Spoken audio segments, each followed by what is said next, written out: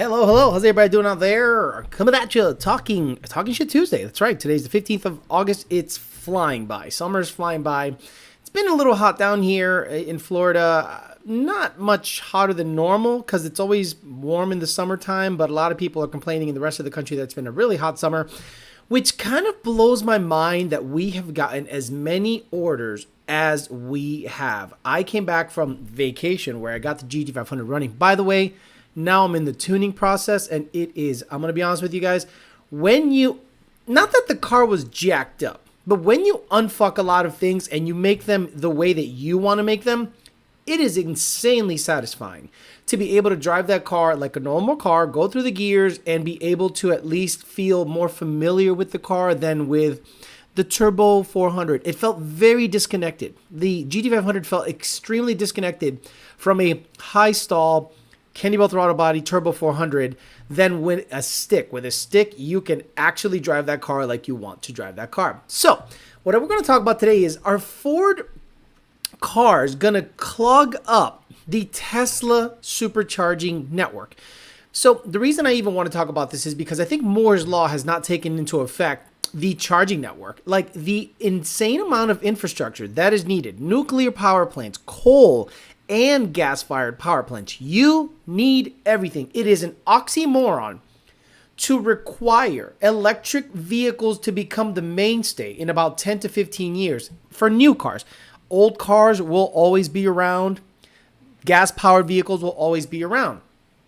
But if you want the mainstay, the norm, to be electric vehicles, BEVs, battery, I don't know why people say BEV as if there's another electric vehicle. Like the last time I checked, I don't think there's diesel powered electric vehicles on the road unless you're counting trains because the diesel generator. Anyway, so now that Ford is going to eventually move over to the Tesla style chargers, do smug Tesla owners look at Ford's clogging up their supercharger network as a nuisance? Because let's be honest, Ford is late to the game. Ford is an inferior battery electric vehicle. Plain and simple, it is inferior. Why? Because they're taking existing platforms and trying to make them something like Tesla, like the Mach-E, Mach-E GT. Model Y has it covered in all aspects.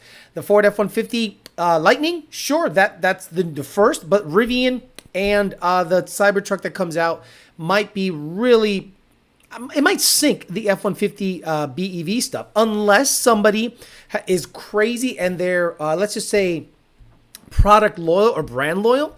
That's the only way I see Ford really, doing something big with the sales, or government intervention. What do I mean by that?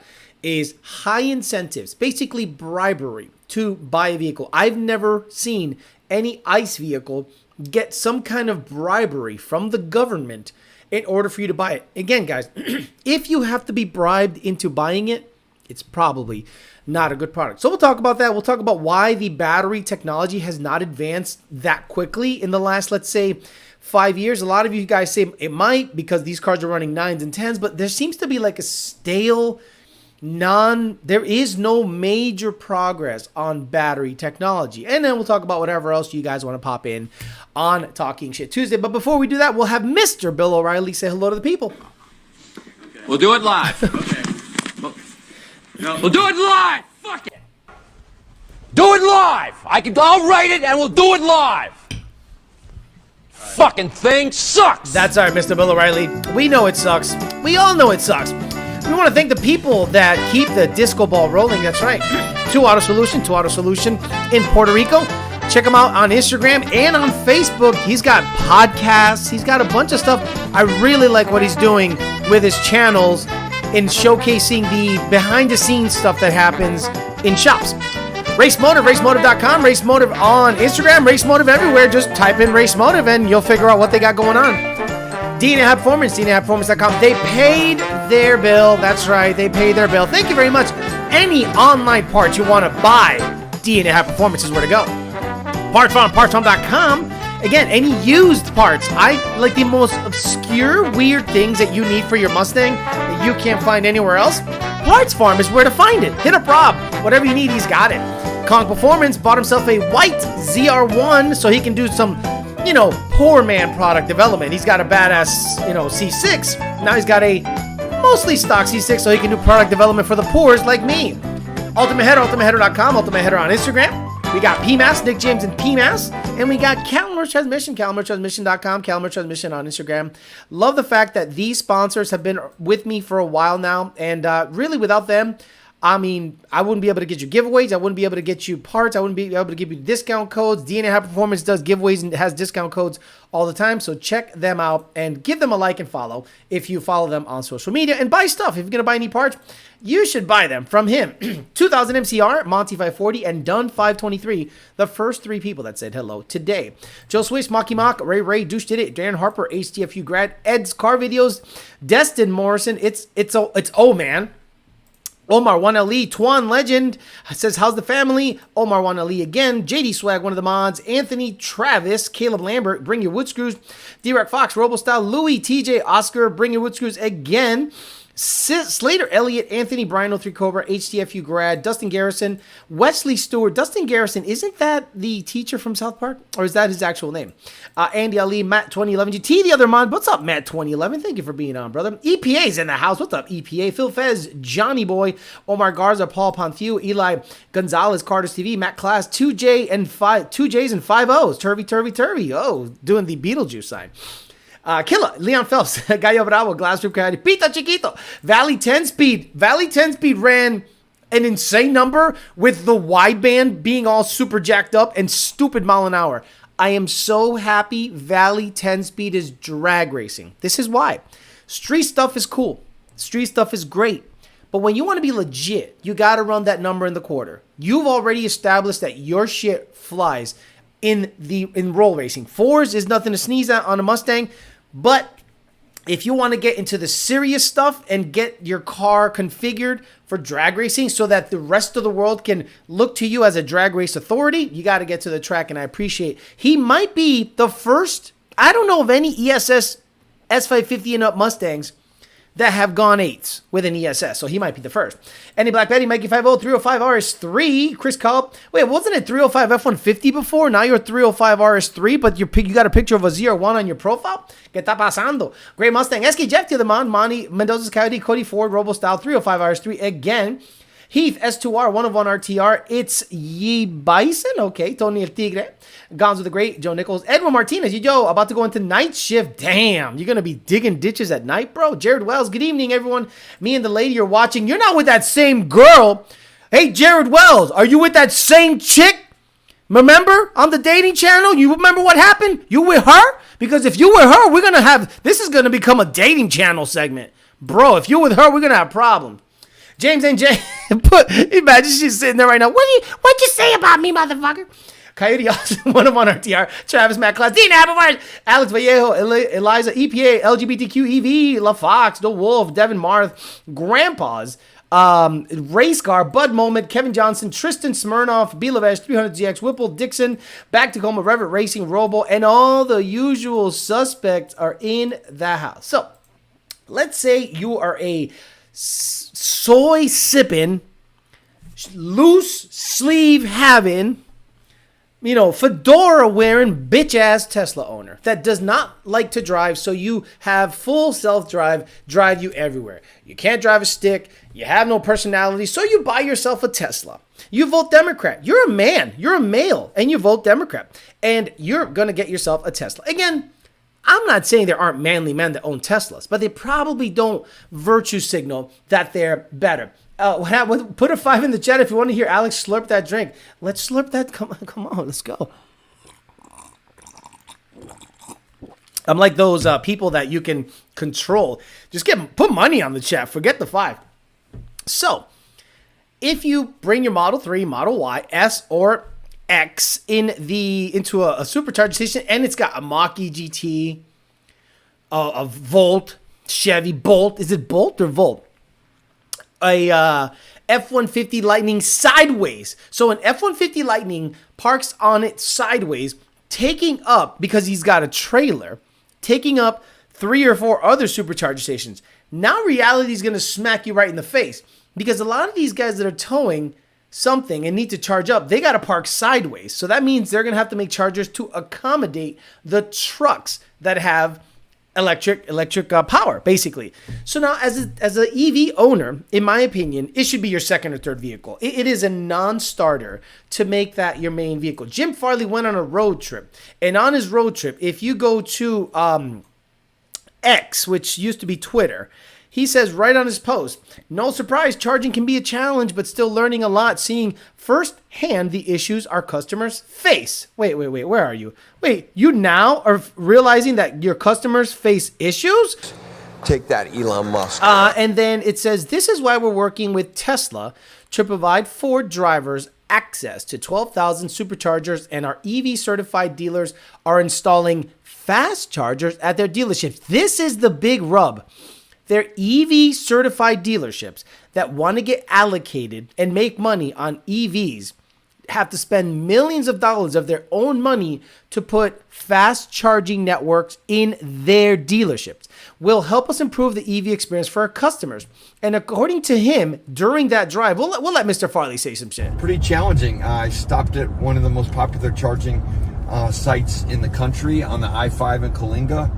A big Tesla supercharger network there, and I went to a low-speed charger. It took me about 40 minutes to get 40%.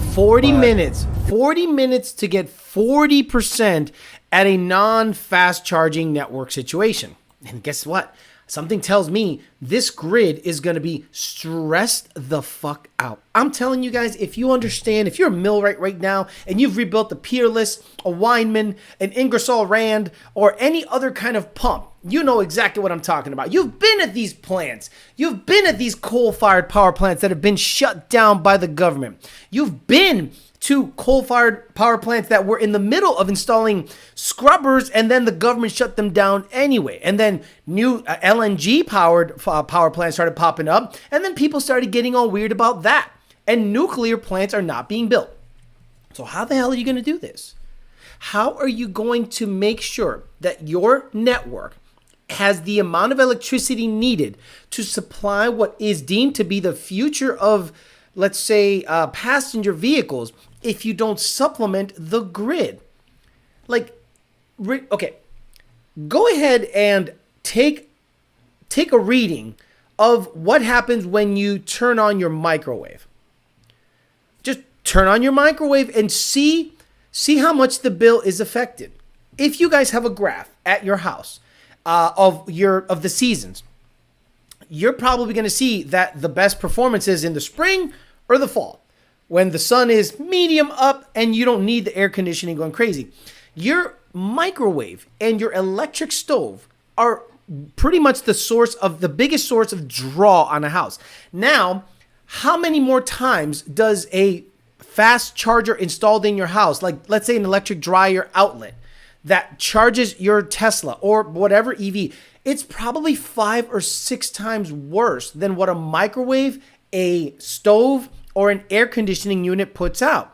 So multiply that by millions. Let's say in California, it's a good example. California right now is experiencing crazy heat, 100 plus degrees. And you're going to start seeing if there's a huge demand, they're going to start having rolling blackouts. They're going to start putting notices out that say conserve electricity. I think this is just the craziest thing to put the carriage before the horse. Imagine building a whole bunch of cars and no roads. Like no roads. Where are you going to go? What are you going to do? It is silly to do one and not the other. It is crazy talk to me. But a lot of people are going to start noticing how many battery electric vehicles are out there, especially Tesla owners, because Tesla owners only see other Tesla owners. A Tesla owner does not go to a Electrify America network charger and charge up there. They go to a Tesla supercharger station. So when they see Fords and everything clog up, that's right, in about 5 years, unless there's some revolutionary technology, but you know how it is with technology. Anything that might work out, let's say, for instance, the superconductor stuff. You know, you guys heard the LK99 stuff. Superconductors at room temperature could be a huge thing. And what it could do, it could change the computing. It can change cell phone performance. It can change everything. you won't see it for 15 years. Remember when Toyota was talking about solid state batteries? We have a great breakthrough in solid state batteries, and not one motherfucker, electric vehicle has solid state batteries. Not one motherfucker. But they'll sit there and talk to you as if, oh, we have this crazy technological breakthrough. So, how long does it take to build a nuclear power plant? How long does it take to build a natural gas power plant? Why don't you just turn on the coal-fired power plants that were plentiful and everywhere, and Obama shut most of them down? Why don't you just turn those back on? Then I can at least say, okay, the grid has enough juice. We can go ahead and get this. But 40 minutes to charge a truck to 40%. Embarrassing.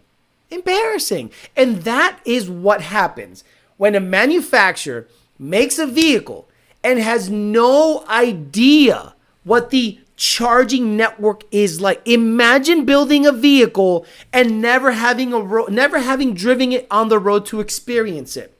The charging is the most expensive, is the most important thing in any battery electric vehicle. And Ford didn't even think, well, what's the charging experience like? Okay, so I thought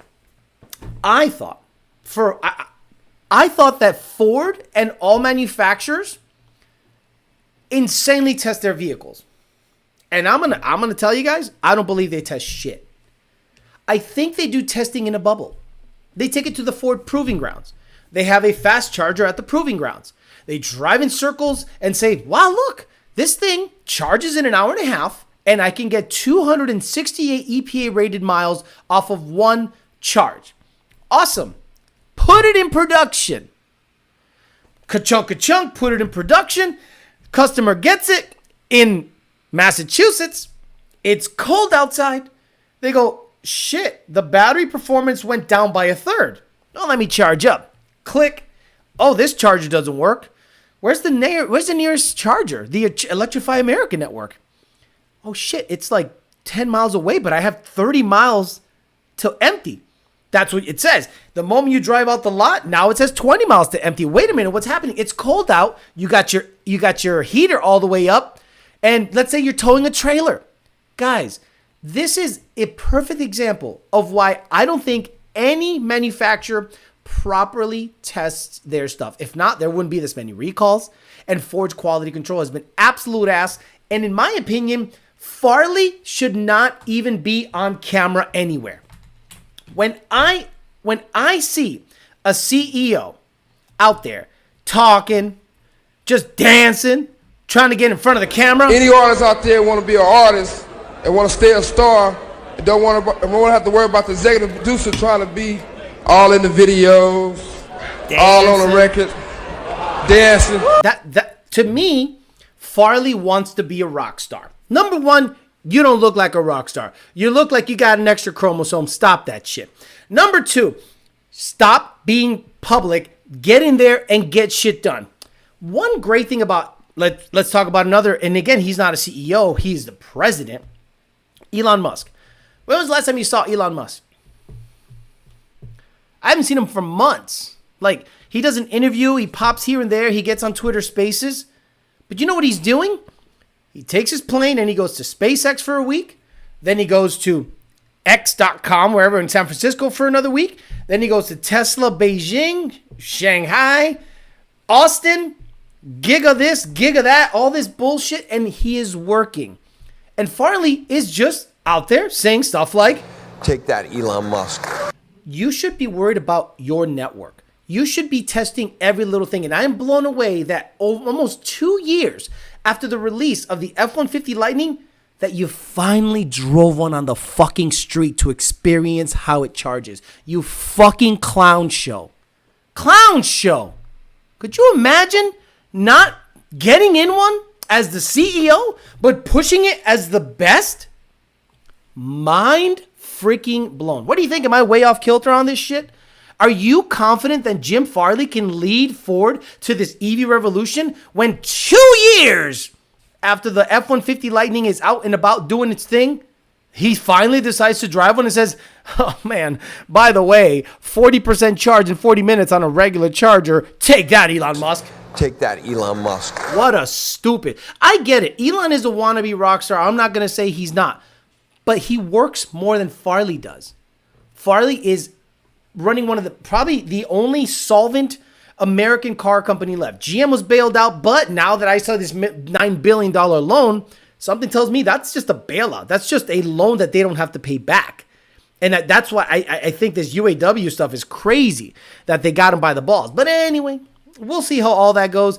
Finally drives one, realizes that it sucks. Not the car, the truck, the charging network, and the battery charging. He's probably going to realize, hey, you know what would be great, guys? Like, imagine building something, right? And then you say, what a great product. This is great. What do we need to make this work? Better battery technology? We already built it. There's 5,000 of these on the road. What else do we need? A better electrical grid? Wait a minute, you sons of bitches. How come you didn't tell me any of this shit before I actually told you to make the truck? Well, you didn't ask, asshole. You just wanted to be Elon Musk at something. And you did. Now you got to use his network. What a piece of shit. You're correct on it all. Farley talks too much. Fun fact, Jim Farley is Chris Farley's cousin. Seriously, welcome to 5 months ago. EPA, if I performed like Jim Farley at my job, I would have been fired 4 years ago. If I would have suggested... Something tells me Farley used to be a programmer, because that's how programmers actually act. They sell an idea, okay? They sell an idea. They get you jazzed up about the idea. And then when it comes time to actually put the nuts and bolts and shit, they're out to lunch. Well, I'm the idea person. You're the one that needs to make it happen. You're the programmer. You said you could make this happen. And then $55,000 later in a couple meetings with a couple of homo-looking dudes in weird-fitting suits, all of a sudden, we're out that money. That's when people go, does Lund Racing want to fuck with any programmers? Fuck no. Fuck no. Guys, what year is it? It's 2023. Do you know there's P0315 codes still pending on brand new software out there? Never mind everything else that's happening. P0315. Fix P0315. No other fucking projects. Everyone come in. Okay, come on in. Sit down. We need to fix P0315. Don't put anything else out there. Don't say nothing. Don't fucking promote shit. Fix P0315. Oh, but look at this shiny box. The fuck? That's the problem with people that are not on the ground seeing stuff. So when you see guys that complain about engineers, like mechanics, right? Mechanics complain about engineers. And engineers go, what the fuck's the problem? Like, why are you tripping? We have the engineering degree. You know, why are you tripping? You're just a dumb mechanic. Why'd you put the starter under the intake manifold? Well, that's where it performs the most efficiently. You can use the body of the valley that's just null and void. Asshole. This is according to my dealership or Jiffy Lube, wherever the fuck I work, they're only paying me an hour and a half for this time. The whole job takes 3 hours. Well, really? Yeah. So engineers they don't see what's happening on the ground level. Programmers, I don't think a programmer has ever flashed a tune on a car the way the customer would. Like, one of the best thing that people like Lund and others that I have worked with in, like, the most successful companies I've worked for, the person does the vetting of the product, meaning we grab it and try it as if you would. What is the user experience like? One of the best CEOs of all time was Steve Jobs. Steve Jobs was one of the best CEOs of all time. He invented the iPhone. He invented The screen that you see right now, this user interface that is super nice and moves around, and it's a phone, a camera, maps, it's your Pornhub, it's everything. He invented. And you know what he would do? He would sit there and go, I don't like this, make it like this. And then he would play with it and go, I don't like this. But now what happens is when an engineer talks to another engineer, if they get something done and working, they think their job is done. No, now it's time to make it easy. So every single time I see a device that is years old, 10 years old, and still, to this day, the best tuning device by far, to this day, that tells me that technology is not progressing. That tells me that the wrong people are at the ground level testing equipment just like Jim Farley is. Someone said he didn't invent it. I'm sorry. The iPhone as you know it, he invented. Maybe he didn't, hit his head on a sink and started writing down what needed to happen. But he goes, I want this.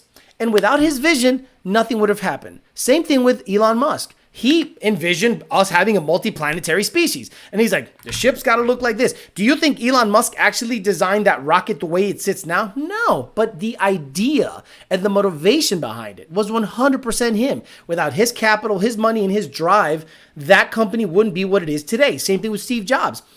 Now, when Chris Farley is taking what deems to be the future of transportation and doesn't even drive it until after it's on the road for years, that tells me all I need to know about that company. You see right now what Elon is doing with the Cybertruck, right? The Cybertruck, he is doing a 3-year or 4-year vetting process. And people go, wow, oh, he's late with everything. Okay, guys, there's a 9.4 second sedan out there, okay, that gets 300 something miles of charge. That wasn't because he didn't do the vetting properly. He was gonna make an even more crazy version, but he goes, the Plaid is so badass that I don't need to do anything. So when the Cybertruck comes out, don't you think it's gonna have shit that you would have never thought of before? Like, no one really knows what the Cybertruck is, but it's got a 6-foot bed. It's tall. It's 4-wheel drive. It's gonna accelerate better than any truck out there. TRX owners that are modded are going to be mad at the fact that this ugly ass piece of shit is going to gap the ever living shit out of them. Not only on the street, but probably in terms of utility. You don't think Elon has thought of that? You don't think it takes a visionary? Farley is no visionary. Ford is being led by a actor's cousin, and he's acting like an actor's cousin because he's not doing anything innovative. It's reactive. So who got Plaid Money? We all got Plaid Money if you're willing to pay $1,500 a month for 7 years. It's all good. So how many companies are reactive? Meaning they react to what's happening in the market. Rarely does Ford innovate anything. I don't think Ford innovated anything. People could say, well, Alex, they're the only company offering a rear-wheel drive V8 muscle car with a stick anymore. Right, at $50,000.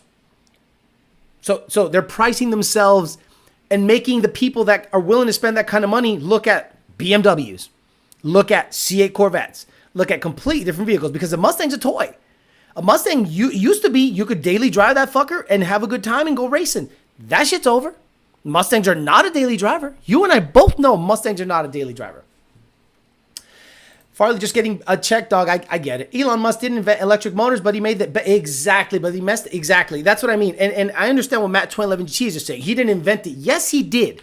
This thing would not be a thing. This is a Samsung, but this template would not be a thing without his vision. What the hell is Farley doing? Finally driving a. When did the Ford F-150 Lightning get introduced? Ford F-150 Lightning unveil. 2021, May 19th, 2021 is when they started making the Lightnings. It's been 2 years and like 4 months. And he finally drove one and says, yeah, charging isn't all that good. So we're going to have to rethink some shit. We've definitely maxed our reliability on technology. Anything after this will be advanced, but will be horrible reliability. They eat cake. They eat the cake they bake. Test your shit with the troops in the trenches. Plaid is fun for a few days, then boring. I like the noise of V8, V10s. I agree. Easy R.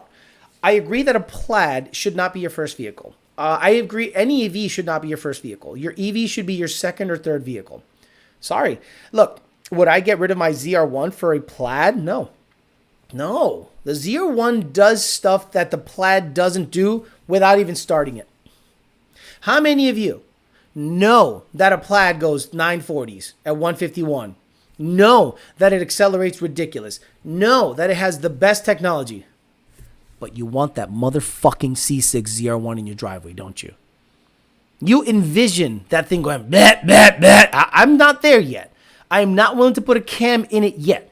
I still want to go E85, so I'm still contemplating just an auxiliary pump, but everyone's telling me not to do an auxiliary pump, to do a fuel system. But if I do a fuel system, that means I have to do a clutch. That means I have to do a transmission rebuild because it's grinding second.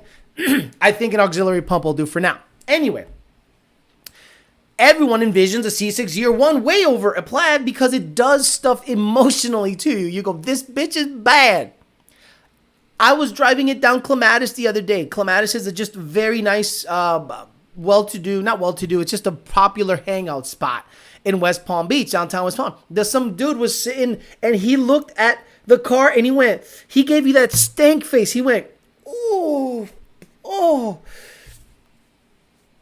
everyone. And I was like, oh, okay, that's cool. The car, people appreciate it. The Plaid will never get that kind of treatment. The Plaid will never get that kind of treatment. What's up, Alec Bledsoe? Yeah, even Alec Bledsoe. And again, as a Mustang guy, because I still consider myself a Mustang guy, I always respected the ZR1. Z06 has my respect because you can make 600 wheel on those things. NA, that's crazy. But it's a 7-liter V8. So you kind of go, yeah, okay. So the C601 always got my respect. And to this day, it's still one of those cars that you go, this bitch might be a 4-second 60 to 130 car and you wouldn't even know it. Because the way my car sounds, it could be a 8-second 60 to 130 or 4-second 60 to 130. You never know. So C601s get automatic respect, which believe it or not, 10R80 Mustangs also do. 10R80 Mustangs, you don't know if it's a ESS car that can go low 5s, high 4s, 60 to 130, or a twin turbo car. They get it. Or an NACJ car that can gap your shit. So you're always unsure of yourself if you roll up on a C601, Z06, or a 10R80 equipped Mustang. Gen 2 Mustangs, they don't have that fear factor because you'll know it's very obvious that the car is worked over. Whereas 10R80 cars, not so much. You can kind of hide the stuff. C601 and a 350R are irreplaceable cars. Yes. So if I sold my GT500, and because I drove it today, doing some tuning on the throttle stuff, the Kenny Bell throttle body, guys, I love you. And if you are contemplating a big throttle body, VMP 163R, Whipple 170 elliptical, or a Kenny Bell 168, I'm gonna be honest with you, it's not the best driving experience. Not because it's not the tuning. It's to make it not fail safe. Certain things need to happen, and unfortunately, the throttle calibration suffers quite a bit if you like driving a certain style. So I have to now reconfigure my driving habits and my brain to drive a certain way. When I drive the ZR1, it drives exactly like a manual should drive. You understand? Like, you know how a manual should drive? Actually, I almost compare it to the Cobra. Yeah, I know. The Cobra, even though it's a rickety piece of shit carriage, it drives like you expect a car to drive. The cable throttle body and the clutch actuation is predictable. A Kenny Bell 168, VMP 163R, or a elliptical, you lose that throttle. It's kind of like a long pedal. So I'm trying my best to see if I can devise a way of making it, favorable for me. So if I go ahead and hammer out a tune that I think feels good, that I think idles good, that I think is favorable in terms of driving experience, I will provide that to customers that say, hey, I have your Kenny Bell 168. I have the same setup you got, Alex, on the GT500. I want to try what you got. I might do something. But again, now I own a completely different combo. Now I own a combo that I'm going to learn on, tune on, and if I find anything in there that makes it favorable for me, I'll share it with the customers. And that's the whole part of owning a combo, vetting it so that the customer goes, okay, Alex has had these cars, so he knows by experience what needs to happen. Now I have a big oval throttle body on a copperhead computer, ARL5, or even what is the FRPP code, FGDX something, 11 to 12 GT500. Just wait till people retrofit 24 manifolds and port them again. I think it's going to be 100% a system issue, meaning in a mechanical wiring harness. I don't think tuners are going to be involved in that. I think it's going to be people like JMS. We can get to that fuel system and clutch. Just mention on the show for the discount. There you go, guys. Mention this show and get a discount at DNA High Performance. Trust me, I can swing a system right now in a clutch. I don't want to ship my car, and I don't want... Fuck all that. I just want a black Z06. Plaid is patrolling. Truviate. I am not going to play the Truviate complete song, but I will play a little bit of it. That's it. Because the WWE put a copyright strike on my shit. For people that have owned their other brands of cars or even older Fords, how much punch does a cam really add? Punch. If a cam gave you like 25 to 30 horsepower and nothing else, is 25, 30 horsepower subtle? See, the thing is, Truviate, depends on the cam. Is the cam designed to give you the power early? That's actually not a terrible question. I am blown away by that. It depends. If you have a cam that gives you, let's just say, more power earlier, like let's just say torque, like an F-150 style torque curve with the stock manifold, you'll feel that 25 to 30 horsepower. But most conventional cams give you horsepower way at the end of the RPM, like way at the top.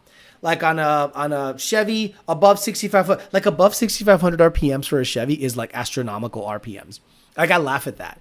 Like I see Coyotes go 81, 8,200, and people go, "Oh my God, 6,800! You're gonna fuck up the springs." And I'm like, "What?" But then I remember it's a push rod, big inch-ish V8. So if you install a cam that gives you 25 to 30 horsepower peak, you won't feel that. You will not feel that. It'll be weaker down low. Why is it weaker down low? Because it's moving more air, and it is just you're moving the power to the right of the dyno graph. So I don't think it's something that you'll notice, depending on the configuration of the cam. 25 to 30 horse is not that noticeable. 100 and up is noticeable. Like when my ZR1 went from 530 to 699 rear wheel horsepower, and I have a hat to prove it. There it is. There you go. Just to remind people how much horsepower my Corvette makes. 699 rear wheel horsepower, ZR1. So, got dog hair all over it. So, I'm going to be honest with you. It felt good, not great. It felt good, not great. From 530 to 700, that's 170 horsepower. It felt good, not great. I didn't go, oh my God, this is a completely different animal. No. I went, feels good. Now, I went on the Fairmont, from the 3.5 pulley on an Edelbrock TVS 2650 to the 2.8 was 200 horsepower. That I could feel. You know why? Because when I go wide open throttle with a 9.6 ET capable setup, I don't feel like I'm going to die. I go, it's fast. It feels fast. When I go watt on a setup that is capable of going 850s on the street in comparison to a 960, a whole second quicker, you feel like you're going to die. This is going to explode. I'm going to go sideways at any moment. I might die. That's the feeling. That's when I know, oh shit, this thing's fast. The only other car that gave me that feeling was Jeremiah Cam's car. Don't get me wrong. The GT500 scared me because I can end up in a ditch anytime.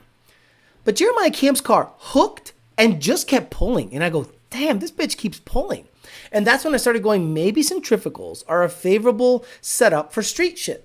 And you know what? Sure enough, my white car did the exact same thing. It went from being a 770, 750 car to a 680, 60 to 130 car, made about almost 800 rival horsepower, but I never got that tune on the street. I never did watts up because I had stock axle, stock drive shaft, and I wanted to sell the car. So I was never able to test out what that car did because I didn't want to. I didn't want to blow it up again. I didn't want to make it. It was like my daily, and I didn't want to blow it up again. It was just, that's why I got the Cadillac Escalade. My daily, I can drive it, have a reliable car, and all the other cars can get beat on. Alex definitely wears that car at the car shows. Bro, he really got the hat. He's just missing the Corvette flags and brother on the side. Made peak power at 7,200 RPMs with stage 3 comp cam, says Nate Black Betty. And all the guy at the gas station was absolutely baffled that my TAC went to 7,400. Turvey might be one of the most famous viewers, and he still isn't a member. You know, you got to have money to be a member. And again, I think the lowest membership is $5, and I got 690 members. Imagine if I had like 2,000. Like 2,000 members at $5. It would be $10,000 a month in my pocket. Boy, this channel could be. I'd have a CTSV. I'd have the dumbest shit. The dumbest shit. Someone asked something about 10 speeds being something, and I'm trying to get that, but I don't see it anywhere. WWE signed Turvey. Damn, was a good one with that Stone Cold theme. It was. Yeah, they ended up literally copyrighting my shit and saying, like, they stopped monetizing my video. You see that big fuzz just went by? YouTube literally just stopped monetizing my video. 100% spot on the description of the 8-second Fox body on the street. Yeah, 8-second Fox bodies, if you're in control, you're not going fast enough. My Fairmont, I'd go, what? And once it would go at about 1,600 RPMs, that's when it would start hauling real ass. So with a 4R200 second gear, punch it, and at the top of the RPM where you think it should be hooking is when it starts breaking the tires loose, which is about 130 miles an hour. It wasn't fun. I wonder how much my boss is at P1 10 pound. I wonder how much my boss is at P1 10 pounds FPO. Corn 720, about 720. If you got a P1 Pro Charger, 10 pounds of boost with corn, 720, 730 horsepower. Probably feels really good if it's at 10 pounds. Alex, Escalade is the greatest luxury car on earth. I'm going to be honest with you guys. I get in that car, and there is, okay, when I get in the Corvette, I go, the bitch is low, but it starts just right, and it drives just right. The clutch, the pedals, the shifter, the steering wheel. You are sitting in a cockpit. You are sitting in something that is designed to be driven a certain way, not to relax, not to chill, not to stunt. You're sitting like this in a Corvette, like ready to go. The problem is that makes it not favorable to drive all the time because you're in a kind of like a tucked position. The GT500 is that perfect mix of the two. The problem is I have a roll cage in it, and the roll cage does not let me to go, doesn't allow me to go further back. But it is way more comfortable than the Corvette. The Escalade massages you, it cools your balls, it vibrates you, it heats you, it cools the seat, it does everything for you. It drives great, it's smooth, and it's pretty powerful for what it is. And I'm like, perfect. It literally did exactly what I was hoping it would do. Give me a nice car that I feel lucky to be in, that I look at as like a nice car, not just some piece of junk I rag out all the time. And I care about that vehicle. Like I actually don't abuse it, don't beat it up. I keep it clean, you know. And it did exactly what I needed it to do. That 1 second difference you're talking about, was it the launch or the pull that was actually scaring you? The pull. Oh, you like that? The pull, Turvey, not the launch. The launch, the car cut like a 1.28 60 foot. Not impressive, but quick. And when it went 9.6, it was like a 140 or 139 60 foot. The 140, 139 60 foot felt soft as shit. It was like, meh. But with the 850 run, I was scared for my life. And if you were at Modnats, you saw that car take a right turn for no reason. I was at Modnats in the middle of one of my qualifying passes. It had gone 850 on its first full pass, 860, then 880, then 870. It went like 8s like 15 times that weekend. But on one of the passes, I was hauling ass. And again, this thing has no aero. It had no front air dam, and it had no rear spoiler. So the car literally went up and took a hard left, and then it's landed. So I'm like, wah, bah, bah, bah. And instead of me correcting, I let it have it. I was in the right lane, bah, bah, bah. It went left. I let it have whatever left it wanted. Because I've seen all this time where cars come up and the guy overcorrects, and then when it lands that overcorrection, whoop, and you were not catching it, might as well just let go of the fucking steering wheel and let it do what it's going to do. When my car went left, I went, oh, and I let it go left. I just kept the steering wheel straight, and it landed, and then I slowly brought it back to the middle. I crossed the lane. There was no one next to me, so I knew I could just cross over because it was a by run, and man, it was scary. And then I thought to myself, what the fuck? What the hell was that? I don't want that to happen again. So when I got home, I put a GT air dam in it, and I put a stupid dirt car wing in it, and it's the most hilarious wing you'll ever see. Roughly how much power would I gain if I went Cobra Jet? We already talked about this. Talked about it so many times. Got a 17 GT with 350 manifold headers and a comp cam stage 3s. Why? The upper RPM pull is ridiculous. Yeah, I mean, that's a weird setup, though. You're choking that car. 350 manifold and comp stage 3s. Bro, you need a Cobra Jet in that sucker, like, all day. Escalade, got that Gooch cooler. Well, I care about different stuff. Okay, Alex, how long can I store sealed barrel V85 for 6 months? Should I burn it up at my F-150? Yeah, I've stored it for over 6 months, and it still tests at E85. But just because it tests at E85 doesn't mean it's mostly E85. You understand how it separates, and it's like mostly water. So even though it tests at 85%, the remaining 15% hot dog water might have just separated from the E85, and you put it in your car and it runs like shit, but it tests high. It's weird how that works. I think it's safer to keep timing the same, just add boost. Exactly. I think so. I think I see a lot of people, a lot of logs, NA, where guys throw 33, 34 degrees of timing on a car. And I'm like, what the fuck are you doing? Like, I've already done this test. Anything after like 27 to 28 degrees in a Coyote doesn't really do much. It's literally diminishing gains. Like up to 25, you can gain about 5, 6, 7, 8 horsepower per degree. And then after that, it's like 2, which is like run to run. The dyno can vary about 2 horsepower. So I don't think anything after 29 or 30 degrees on a Coyote NA E85 is worth it. Thank you for the money. Turvey's neck tattoo. Turvey's neck tattoo gave me some money. Appreciate that very much. Never land on a hard right. Exactly. Have you ever worked with MHS cams? Nope. Bye. Turvey, look, guys, I love you. And I appreciate people trying stuff. Same thing with torque converters, right? Circle D, Circle D, Circle D. Right? Circle D has a street style converter. Circle D has a bolt together converter. Circle D stuff has been proven, verified. It's literally cookie cutter at this point. 3C, 2B, 1B, 6F, which they don't make anymore, 252, non-lockup. It's literally vetted. You can go bam, bam, bam, bam, bam. So if Joe Schmo, that I've never heard of, starts coming out with converters, I go, I love you. Do I have to do anything different? Because torque converters should be a mechanical thing.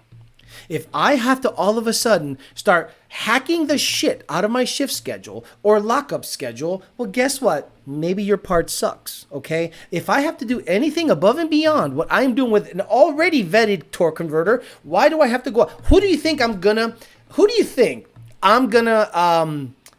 suggest to people to buy if one torque converter works awesome out of the box and I don't got to do shit, or the other one I got to stick my head up my ass, lick my gooch, and then spit it back into my eyeball? Like I'm gonna pick the torque converter that requires me to do less because it's mechanical.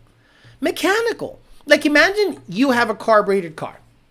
Imagine you have a carbureted car, and you go, well, B&M shifter. I'm sorry, B&M torque converter just works. It's going to stall at 2800 with you have a small block Chevy 350 and a TH 350 behind it. And then I come out with a torque converter to go, well, you got to jet it different. You got to set your solenoids up different. You got to run an external copper line to the torque converter so it has enough flow. Shut the fuck up. Shut up. Because if a carbureted guy wanted a torque converter to work, he just goes, man, I'm going to go get me that B&M thing. Oh, no, run ours. What I got to do to put that shit in my shit box? Well, first of all, you got to take an external line, a copper line, run it through a radiator because you got to cool the converter. The converter fluid in the pump has to be totally different temperature than what's in the pan. I'll say what now? Fuck out of here. Concam's proven over and over exactly. Okay, I get off kilter. What I'm saying is this. If a new cam manufacturer came here, right, and said, we got badass cams, man, fuck cam. Okay, cool. Show me what cam angle works best with what setup. Well, I shouldn't have to do that. That's the job of the tuner. That's your job, tuner. Why in the fuck would I recommend your cam? You know how many people have sold you absolute bullshit cams that you thought were badass because somebody put it on their page that they're badass because they got 100 horsepower from cams. On a Coyote? Same boost? Get the fuck out of here. Get the fuck out of my face with that shit. Meanwhile, stock cams go 6s. Like an OEM cam that Billy Bob made on a Wednesday after he took a shit. Like this guy took a shit, right? On break. Came back, finished grinding up those shit-ass, stock-ass Gen 2 cams. Unbeknownst to him, those things were going to end up on a 6-second car one day. Still on that basic 3B from Circle D, Edwin Martinez on a 3B for like 10 years. I love people that think they're going to reinvent the wheel. Whatever. But what that PP do? Hey, says the maniac. Heads and cams. Stop talking about cams before I order stage 3s. Papa, don't buy. I mean, look. It's gonna make more horsepower, but if your car's working, leave it alone. It's like the Easter egg Lund's tunes. Exactly.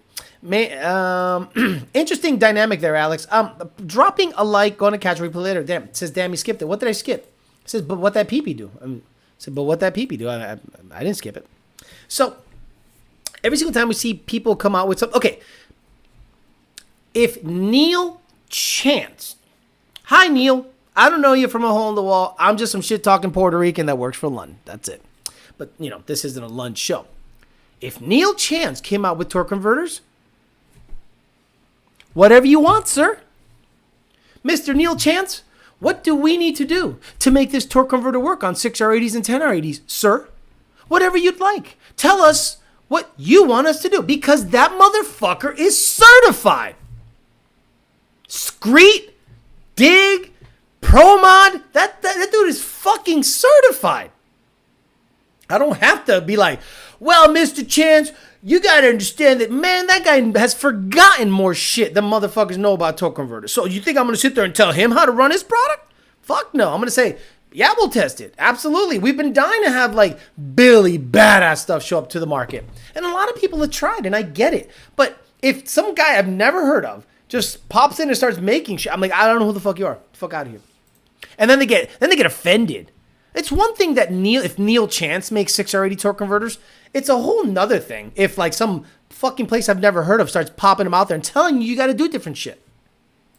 So if I order a Lund tune and have different manifold and stock cams and 185, that's $650 and extras. Go to the website.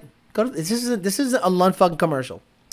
Finally tuned the wife's Explorer ST with Nardi. Soccer mom car moves now with Lund. It's old man. Says Cole, it's gonna cost whatever the website. Yeah, the website. Hey Alex, so I want to order a Boss manifold. Can you give me a discount code? Bro, this isn't a fucking forum where I'm telling you to go there. No, fuck that. I don't know what the fucking tune costs. I'm a tuner. My job is to receive an order, hammer out the order, get the fuck out of here. Or I'm by the way, he's gonna fight again, and I can't wait to see Mr. Canelo. Get the fuck out of here because I'm gonna fuck you out right now, motherfucker. That's what I do after I send a tune. Get the fuck out of here because I'm gonna fuck you out right now, motherfucker. Yeah, what is this tune gonna show me horsepower difference? Get the fuck out of here because I'm gonna fuck you out right now, motherfucker. How much faster will I go with your tune? Get the fuck out of here because I'm gonna fuck you out right now, motherfucker. I got a tricky tune. How much? Get the fuck out of here because I'm gonna fuck you out right now, motherfucker. I got a Paul Bisino tune. Is it gonna be faster? Get the fuck out of here because I'm gonna fuck you out right now. Fuck out of here. Get the fuck out of here. I don't even know the price. It's like, yeah, Alex, how much is it? Get the fuck out of here. I don't know. I send tunes and I move on with my fucking life. Alex, you don't remember me? No, I don't remember you. When I send a tune, I have amnesia. Get the fuck out of here because I'm gonna fuck you out right now, motherfucker. Fuck out of here. Hey Yodi says, hey Alex, is there a difference between the tuning of an RTD Ghost Cam tune versus an Engage Ghost Cam tune? My RTD one sounds better than the multi-tune. No. No. It's just a delivery device. You know, let me ask you a question. When you order from flowers.com and it shows up via FedEx, do the roses smell a little better than when it comes with UPS or DHL? You know, I don't understand this. I ordered flowers. And the UPS ones smell way better. It's the same fucking flower, asshole. Yeah, but you gotta just bear with me. This one smells better. So, like, should I just always have it shipped with UPS and not FedEx? I mean, that might say something because FedEx are contract drivers and they're dirtier. But UPS motherfuckers now are bougie, bro. $170,000 a year. Don't be mad. UPS is hiring. So, if a guy says something and you don't like your job, and he's like, bro, go work for UPS. Oh. Get the fuck out of here because I'm gonna fuck you out right now, motherfucker. Say less, son. Engage is more street. Tune them and boot them. They're all the same tune, even if from a different company. Sends tune and says, bye, Felicia. Get the fuck out of here. I don't even remember I have a job when I leave this mother. 4:30? I'm like, get the fuck out of here. I'm gonna fuck you out right now, motherfucker. Hey, Alex, remember you sent that to... What? Sent what to? I'm watching TV. I'm the fuck out of here. At 7:30, I go, okay, talk to me now. Will Lund ever fuck with GM? No. Think about it, guys. You got people like Alec Bledsoe, Fran, you got Justin White. I know those three guys probably like, don't compare me to that motherfucker. Fuck you. You know, whatever. This is Chevy shit. So, you know, you guys got people that got that shit down. Got that shit down pat. We don't got to do nothing. They won't show up at all if you order FedEx. Like, there's already vetted guys that are making that shit happen. Now, the difference would be in the delivery. See, Ford guys are insanely spoiled. And then Chevy guys, listen up, Chevy guys. We have a system.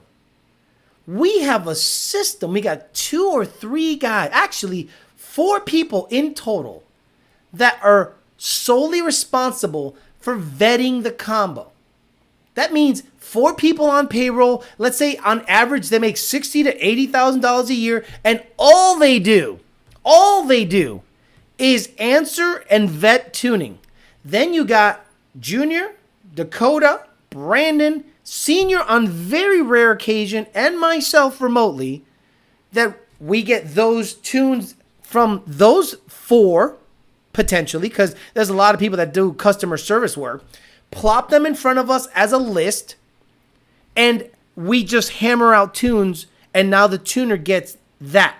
And any upgrades they do, we can now take care of them. If you're a Chevy tuner, and you're sitting there with 1 laptop, with 1 HP tuner cable, and you're going, how can I make... Sorry, it is a complete top to bottom organization of tune vetting, and we take this shit serious. Brandon is half dead, okay? Brandon probably ate another fucking smoked something. He probably went fishing for the 80th time this fucking weekend, caught some fucking poisonous fish, smoked it on his smoker because he talks about smoking meat all the time, and got deathly ill. He still worked. You know my respect, even though I respect everybody, Brandon's respect went up many points. Homeboy is shitting out of all ends, and he still showed up to do work. Fucking god damn it! You know when I see a guy have work ethic like that, I go, motherfucker, I salute you. fucking great. I love that shit. He's half dead. Half dead. You know how I'm going to die? I'm going to go JLT, tune, R3, attached. Log it for me, please. Ugh. And then when they email me the revision or the log. Oh, fuck, I got to revise this file before I die. That's how we do shit. I'm going to die tuning. Work ethic. And if you don't have that work ethic, and if you don't value work, there's a reason you're not as successful as someone like a Lund. Because you're not taking it as serious. It is a top to bottom organization. It ain't no motherfuckers with their flip-flops and just like, it is no motherfuckers with their flip-flops and really ugly toes, like just sitting back and just chilling. No, we're hammering tunes, we're programming, we're doing shit for the future, we're coming out with new products, we're vetting products, we're programming, we're adding new things, we're checking to see if any devices are out there that are viable. Motherfuckers out there designing shirts. Let me see which shirt I can put my car on. No, fuck that. Our merch is old. I don't give a fuck about that. The money is made in the tuning. Get your ass to work. Fuck. Don't die in a JLT tune. I'm going to die in a JLT tune. I'm going to legit die on doing a JLT tune. I mean, guys, it's like a broken record. Hey, Alex, I really appreciate the tuning. I really appreciate that Lund Racing is the best. Lund Racing for the win. This thing drives like shit, bro. Is this normal? I'm like, yeah, it's a JLT, bro. What the fuck you want me to? Now people say, Alex, you got a JLT in your GT500. I do. It's a carbon fiber JLT. I'll let you experience me driving for a block. I gotta hack the shit out of that car. Now I'm waiting to get a PMAS DD149. I'm going to talk to Nick James. I want a DD149. I want to cut that JLT carbon fiber where I need to cut it so I can insert the DD149 just to be a fucking homo like that. Fuck it. Truth bombs coming out the chats. Brandon got that burble tune. There ain't no flip-flops and blue hair. Nardi hasn't done mini videos anymore with the toy car. Exactly. Nardi, you could tell Nardi's either baking fucking dog adobo or dog bacon, or he's working. And you know what the crazy thing about Nardi is? He's psycho. We're all a little psycho. If Brandon is willing to come into work after dying, if Junior has 3 kids and a wife and a whole fucking thing, like he prioritizes work. Senior prioritizes work. Cheryl, like everyone prioritizes work. And other people go, well, why is Lund so successful? It's because of the work ethic. It's plain and simple. The work ethic. It's just how it is. Have you ever done a Ghost Cam tune on a wanna shut up? What's he doing? What's he doing? LSA. Now you got to find the balance. No more than 40 hours a week. Fuck. Calling out Bucephalus when ready says, nah, you got to find balance. No more than 40 hours a week. I work 40 or a little more than that. But look, for whatever reason, this weekend, okay, maybe you guys can answer this question. Did something happen on social media somewhere? Did like another Ford tuner just fucking off himself or die or something? Because we have received a wave of new tunes. That's right. Not like, revisions. New. Look, guys, I did like 30 today on Tuesday. Brand new tunes on cars that are stock. PMAS NA18, PMAS this, JLT that, Mach 1, a lot of Mach 1 boosted files. I've done like 4 Mach 1 ESS and 4 Whippled Mach 1 files today. So what happened? What are people either just realizing, okay, fuck it, I'm just gonna go London phone my shit to run right, or did like tuners just stop answering their emails and we just got all their remaining business? Matt Class says, Alex, FSC 1000 severe lean on the one bank. Swapped injectors and now lean on the other bank. Bad injector? O2 fried? Any possibility on math issue? Gen 2 Coyote, 3.0 Whipple, swap car. Fuck this car. So, if you took your injectors that were on bank 1, passenger side, bank 1 is passenger side, and you swap them 1, 2, 3, 4 to bank 2 and took bank 2 injectors and put them on bank 1, and the lean condition followed it, get them shits cleaned up. It's a problem with that. Who makes the DD149? I forgot. PMAS. I mean, PMAS makes the housing. All I need is the housing. Nick James. I need a PMAS DD149 and filter, please. Nick James, I need a PMAS DD149 and filter, please. Let's get that shit going. Because I'm now tuning the car. The car is now tune ready. I have put 3 tunes in it, just trying to hammer out the throttle calibration before I do watt stuff. Turvey's neck tattoo says, Turvey, it's time for hash browns. Alex, giveaway, slightly used JLT cold air intake signed. Oh, gosh, no. Alex, is it worth to swap my PMAS 120 on my Gen 2 to the fender well intake? Would I need a retune? No retune needed. Yes, it's worth it. It's now sucking in air, not from the engine bay, but from an area that's completely insulated from engine bay air. You're going to burn the JLT filter on the channel when you switch to PMAS. I just want the housing. I'm just going to cut the existing tube that is JLT on it and shove a PMAS in it. Reason I'm not here as much is because of work, the balance, exactly. As a young guy with money, addiction, 40 hours isn't enough. Look, I work 40 hours at lunch. I work another 40 on my shit. My girlfriend hates me when I work overtime every time it comes up, even after working 4 12s a week. She likes that money, though. Dealt with a tuner that wouldn't even let me purchase the services. That's probably us. Clamps on JLT, acts like it's the Whipple. PVD was ignoring tunes and asking for bead-like color suggestions on Facebook. Stop. Oh, my God. I'm guilty of being a new customer. The shop I get work done mentioned they worked with Lund, and I told them to take my money. EPA cracking down on tuners? I don't know.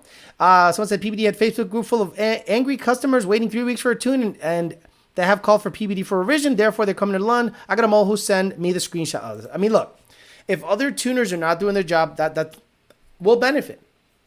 So the moment you come to Lund, it is different. Now, sometimes we get chippy, of course, because, we need to have a very good understanding of what's happening with the vehicle. I got 3 or 4 swap guys right now that have absolutely immaculate swaps. Beautiful Gen 2, Gen 3 swaps on beautiful F100s Broncos. But then I see the order come through, and guess what I see? I got 456 gears and a 6R80 and a 6R state as what is it called? A quick 6. I go, what? Whoa. 456s? You know that first gear on a 6R80 is a 410, right? Yeah. Is that gonna be a problem? I'm like, no, if you want it to shift instantly, hell, just have it launch in second. And the quick 6, does that mean you have a manual PCM or a auto PCM? Well, I got an auto PCM. So why'd you buy a quick 6? See, they're not aware that you don't need a quick 6 or any aftermarket controller to control a factory 6R80. So that's the communication that we got to have with people, where we have to be like, no. And sometimes they get mad because they think we're yelling at them. And no. We're trying to educate you, but at the same time, you got to understand. I have a huge list. I can't sit there and write you a fucking novel. Maybe I should have ChatGPT do everything. ChatGPT should be able to just answer all your questions. We need a plug-in for ChatGPT when someone really likes novels read to them. Like one guy was like, should I just flash the tune first or log a stock car first? I go, why would I need a log of a stock car? It's stock. So it's going to log the way forward. Okay, is there a problem with the car? No, there's no problem with the car, but I would think any competent tuner would want to see the car running before. What the fuck do I need? Your shit's fucked up before, it's going to be fucked up after. Tunes don't fix valves jacked up, pistons cracked. Alex, have you ever seen another company anytime totally take over like ESS? Not in my years of Coyote tuning.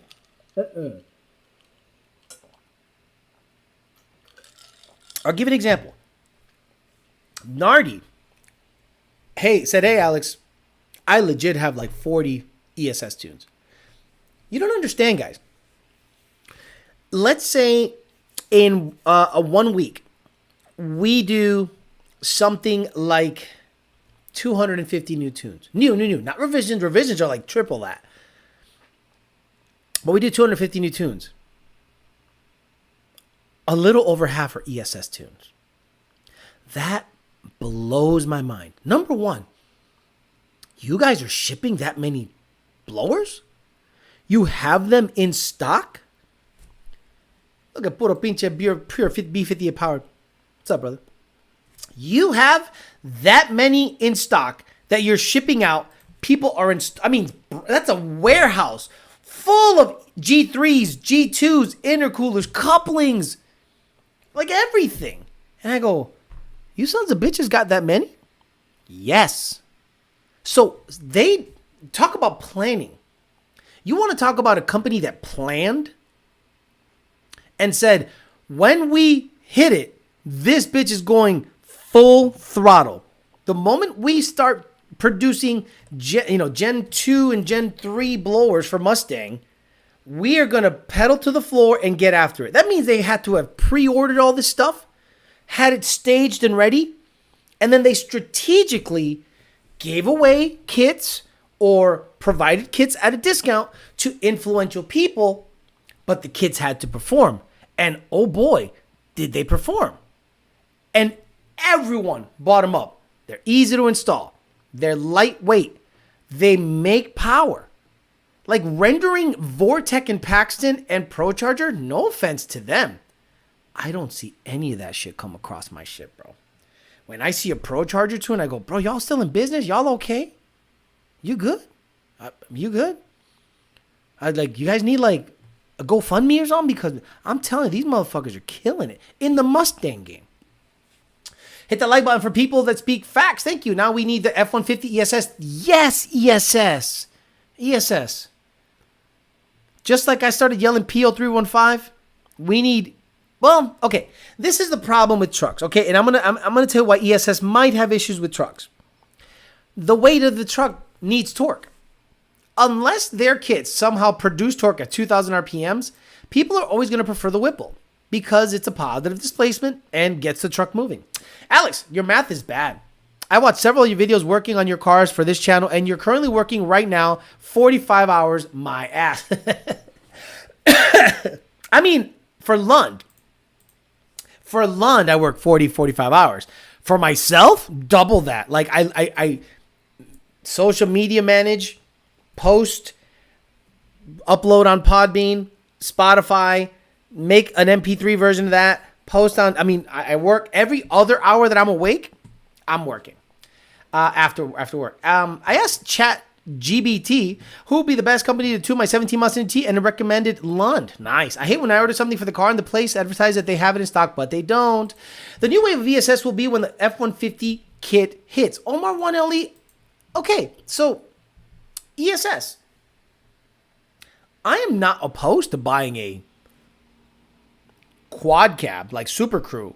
Not a RCSB. Fuck RCSBs. They just drive like shit. Yes, they're light.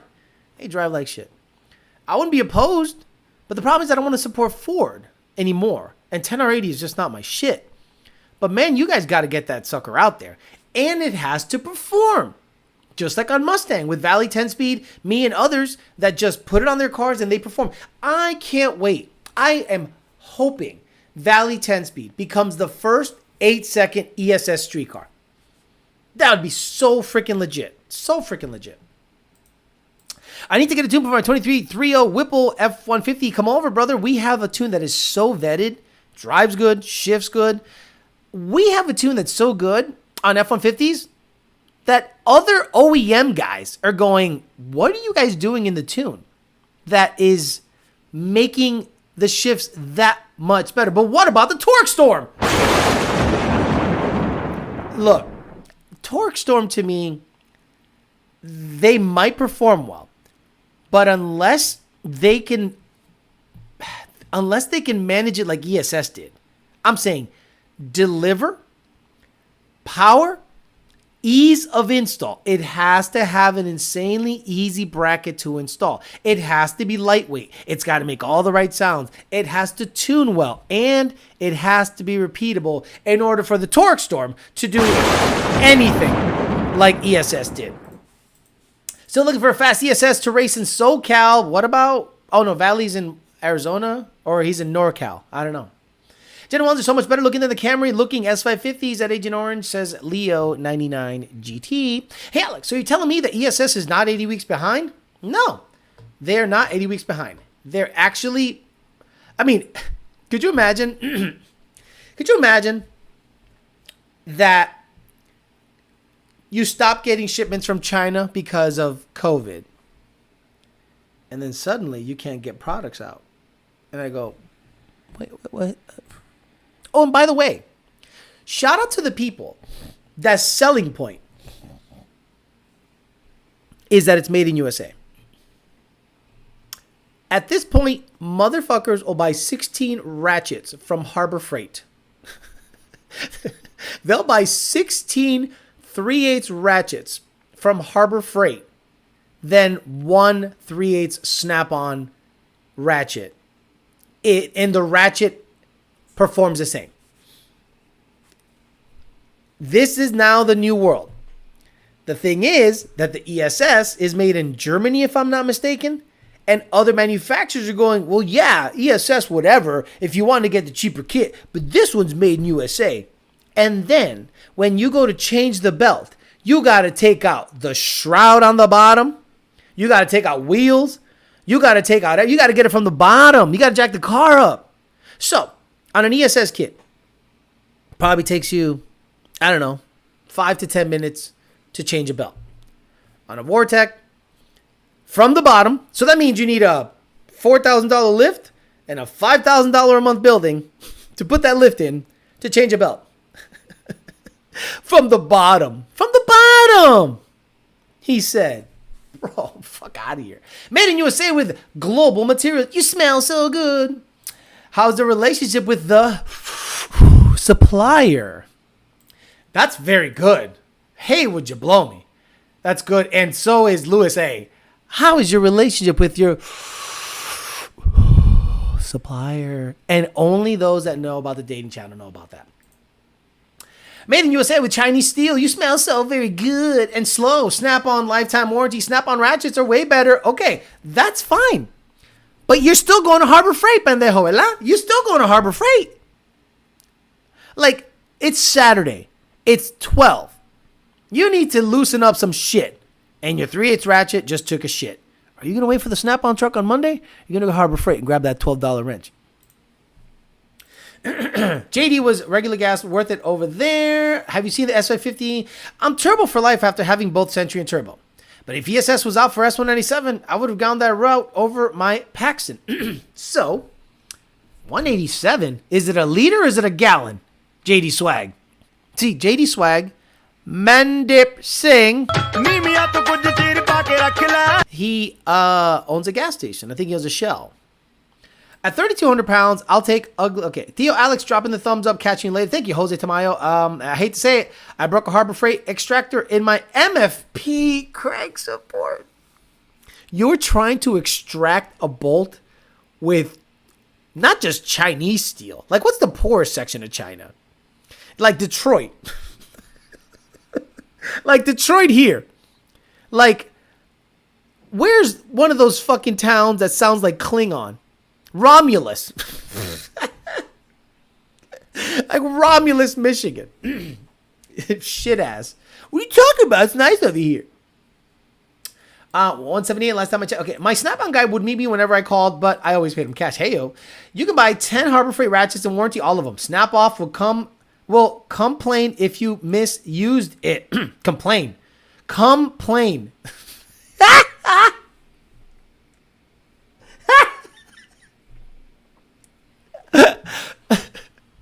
You know, complain is one word, right?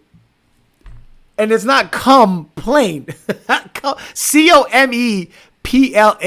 He will complain. That's why I was like, snap off will complain if you misused it. Holy shit. This man goes deep. Oh, man. Poor section of China. China? That's Charlie Murphy skit right there. ESS kits are made in Cardassia. We call them Romulans. Exactly. Pookieville. Do you ever have problems with peeps in your complex complaining about your cars? Old lady just got kicked out my complex for harassing me about working on my cars. No. Everyone in the complex is a fan. Everyone goes, damn, that bitch sound good. Have you heard my GT500 the other day? I posted up on Instagram.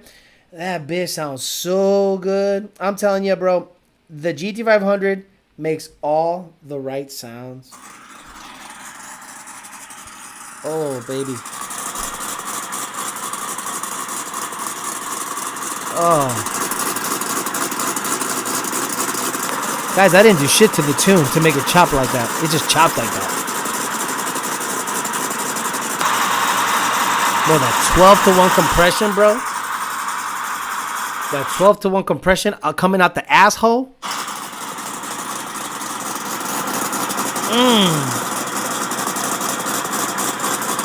Oh, bro. That MagnaFlow Adult Series, it's serious, bro. It's a problem. It chops so fucking good. And it chops all the way to 1700 RPM. You know what I'm saying? It doesn't just go, blah, blah, blah, blah, boom, boom. It goes, blah, blah, blah, and it chops on the way down. It goes, oh,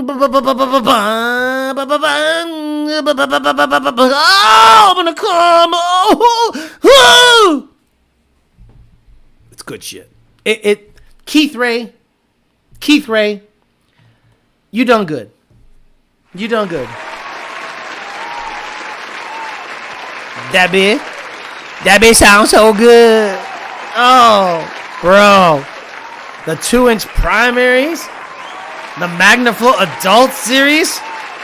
Bro, come on, Carlito. It wasn't even turn on. Oh, bro. Oh, fuck. I'll make that my fucking... I'm going to make that my text notification. Oh, what's that? Fucking section hate, motherfucker. Oh, stop it. Bitch, you slapping. Alex, you need to make a YWT dictionary for the channel. They like him because he's got the calves. Caleb says, Alex, can you add more timing running 12 PSI pump gas build motor? Nope. 12 PSI pump gas. You want to blow it up. You're already on the edge, bruh. Especially if it's a high compression. It sounds so very good. Says I'm not serious. Oh, gotcha. Coming out the ass, though. Pork. Keith Ray's the man. Hell yeah, sounds so good. Very choppy. Keith Ray's that guy. He's that guy. Is that Deep Impact Blue or Ruby Red? Okay, so someone the other day sent me a night of 2013. Now, I was really rooting for Ruby Red, but the more I look at how much they pop, I think the candy red tinted 2013 color is probably better. Ruby Red is beautiful when it's shined up. But the problem is, if it's a little dirty, it looks kind of like a matte finish. My blue GT500 has that candy Deep Impact clear coat. And I'm telling you, even dirty, that bitch looks super, because it's not super clean right now. It's kind of dirty. Do I have I can't hump in here? Do I have a can't help? Do I summon a bitch? Not that guy. Hearsay, stupid. Hearsay. I got hearsay? Objection, Your Honor. Hearsay. Okay. Stupid, too high, trumpet, diarrhea. I have diarrhea? Oof, I do have diarrhea. Where's I can't walk, I can't hump. Carlito's way, is it? Indian, Raptor. I got Raptor. Ain't no regular F-150. This a fucking Raptor. Indian song. Eating? Cause I'm trifling. 40 Glock. That must be loud as hell over there. Dem guts. Okay, where's I could have sworn I had fucking diapers. I can't walk. I can't hump. You know, I can't find it now. Lightning, Indian song. Fuck you, stunner. Dem guts. Do it live. Slurping. 4 doors, more whores. Your username on TikTok was 4 doors, more whores. Yes. Rittenhouse. The original Fafo. Do it in a small town type shit. Too high power diarrhea. Bye bye. We suck. Son of a bitch. Hearsay. Stupid. To this day. Man screaming. R2D2 danger zone. Nothing is over. Heavy duty. I got heavy duty. Oh yeah. Heavy duty. Damn. I thought I had it. Race red looks great. I loved the red car. Shout out to the red car. But that 2013 color, if I'm going to buy another S197, is probably going to be that color because that bitch pops. Deep Impact Blue and Ruby Red are both beautiful colors with a shiny wheel. They both pop. Oh, bro. Is it true Race Red looks good when I don't wash it for a month or two? It does. It wasn't even turned on. Maybe that's it. Oh, bro, I can't find it. Okay, I remember. Okay, we got 5 minutes left. I'll just go through this shit. Not that guy. 956. What up, Pinche 956? We suck. Too high power. Oh, I still got this. Check this out, fool. You coming a little too high. I got a trumpet? No, I don't have a trumpet. Son of a bitch. Slurping. Do it live. 4 doors more horrors. Trump. Oh, that's not Trump. Thinking. Oh, that's something else. Bolivian. Where do you go from here, Mike? I don't know, man. I might get fade into Bolivian, you know what I mean? Oh, that's great. Baby crying, applause, lightning, Indian rap song, eating, abortion song. Oh, fuck. That brings back good memories, man. The abortion song? Good stuff. Oh, man. Let's go. I'm BDF, nigga, baby daddy free. That mean I ain't got a nigga, baby coming out of me. So I'm ABORTING. On my way to the clinic. I forgot the plan B. Man, that thing slaps. Too bad it's about killing babies, huh? Suge Knight, diapers. Here it is. Look what I gotta fucking go around with. Fucking diapers, man. I got fucking diapers. I shit my pants every day. I can't walk. I can't get home. You know? Then he says, and go ahead and kill me, you cocksucker. Oh, I love that fucking movie, Carlitos Way. Man, play them all, he says. Red Candy Metallic was a very rare color. Yes, 2013. Caught the stream late. I'll have to catch up later. My favorite is blowing the Corvettes off in the weeds. Wait a minute. Are you saying that you don't think that Mr. Shelby's crazy rants were just as good? He is nuts. The best vehicle I ever owned was an automatic 65 twin supercharged Cobra. I could stroke your dick while going 200 miles per hour. No problem. Wow, Mr. Shelby. The Dodge years were rough. It's either build Dodge GLH on me's or sell my booty hole for 20 bucks a pop. Wow. Okay. You know what else I was blowing off in the weeds? Your dad. Whoa. Man, I could go for tall glass of Mexican dick right now. I mean, nuts. Really. JJ the Boss got involved in this shit too. Whenever I jerk off, I think of that one time Big Chief bent over to adjust his wheelie bar, and I saw a little bit of his ass crack. Man, if that bull ever let me ride his junk, he'd never know. You tell him, JJ. Now, looky here. These be them rules for the race. Number 1, jump, and I eat your ass. Number 2, the chase is anal sex. And 3, if you jump, we come in your booty hole. Whoa, man, I'll race you. How about this bet? If I win, I suck your dick. If I lose, I suck your dick twice. That's the best way to race, to have really high stakes going at it. P1SC around 3 kit for 16. GT 6R80. I would never, ever in my life be caught dead asking you to get yourself a Pro Charger. So get yourself an on 3 kit. Put it on 3 times, and after the 3rd time, bitch is gonna roll. Canelo, you want Canelo? Let's play Canelo because he's about to fight soon. Get the fuck out of here because I'm gonna fuck you out right now. I will pay someone to use the AI voice to use Miss Shelby's voice over the abortion song. Oh my God. Yeah, so you need me to have the Shelby voice sing this. The whole song is good. Like, the cadence, the beat, and the drop? Son. Too bad it's about killing babies. Let's go. I'm BDF, nigga, baby daddy free. That mean I ain't got a nigga, baby coming out of me. So I'm ABORTING. On my way to the clinic, I forgot the plan B. Let's go. Oh, poor babies. I mean, look. If babies had to die to make a beat like that, oh, good stuff. Mr. Shelby knew how to keep Shelby owners satisfied. Yeah. See, the thing is about Shelby is he really knew what the customer wanted.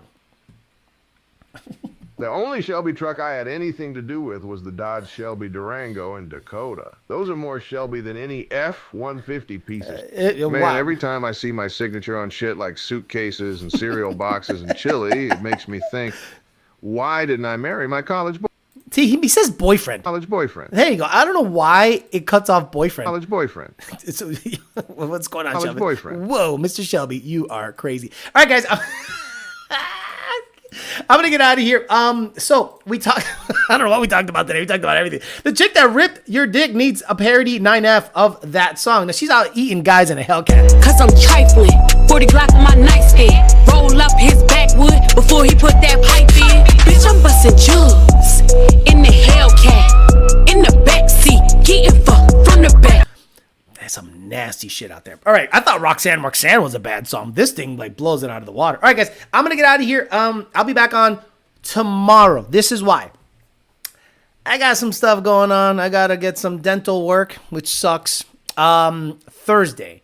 So Thursday, I'll be out of commission. I'll probably be out of commission for a couple of days, meaning in terms of talking, because I'll probably be swollen and super jacked up. So what I'm going to do is I'm going to be on tomorrow and do YDBT Daily tomorrow, because Thursday, I'm going to be out of commission. So if you receive a tune from me Friday, it might be for a fucking motorcycle. Like if you're like, hey, Alex, what the fuck? This thing doesn't... I'm sorry, I'm high on Vicodin and everything, so I'm gonna be super jacked up. So if you receive a tune from me Friday, your car's probably gonna blow up. So not my fault. It's, you know, I gotta get to work even though I'm high as fuck. But no, seriously, I got some work going on, some dental work going on, and I'm gonna get all that taken care of tomorrow, Thursday. So I'll be back on tomorrow. We'll hang out tomorrow, 8:00 p.m. Talk some shit for a little bit for an hour and a half before I'm be back on Sunday. So hopefully by between the time of Thursday to Sunday, I'll be back on to hopefully talk in a certain capacity, even if my freaking jaw is totally wired shut. All right, guys, I'm out of here. See you guys tomorrow. Again, tomorrow. Not Thursday, tomorrow. 8 p.m. Wednesday. Talk some shit on YDBT Daily for an hour and a half. Have a good rest of your Tuesday. See you guys tomorrow. Bye.